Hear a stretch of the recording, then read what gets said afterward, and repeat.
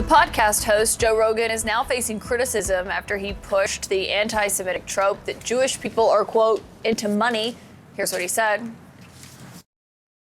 Ilhan Omar, where she's apologizing for talking about it's all about the Benjamins. Yeah. Which is just about money. She's talking about she money. shouldn't have apologized. I'll go ahead and that's not an say it. anti-Semitic statement. I don't think that is. It's about Benjamins or money.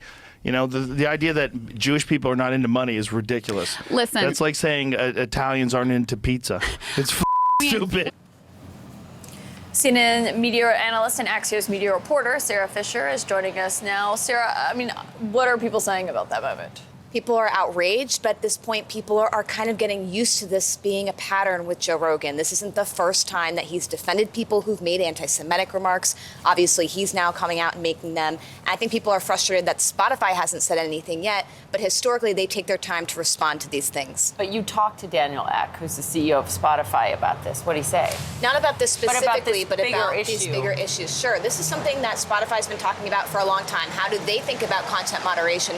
Because they're not the same as Google and Facebook. They're a different kind of platform. Ultimately, obviously, they'll say that they care a lot about safety. But remember, they're a Swedish company. So they think about these things and how they play out in the US a little bit differently. The one thing that distinguishes Spotify and Daniel from other tech CEOs is they take their time. You're not going to see some sort of rushed policy implemented today. They'll probably come out and condemn these remarks. Maybe they'll throw a misinformation label. And then presumably everything will just move on. I'm not saying that that's what it should be, but that's what's happened in the past with Joe Rogan. Yeah, can you talk a little bit just quickly about that, because you said they'll just throw up a label on it. That's what happens, like these streaming sites now, where you have to pay for the site.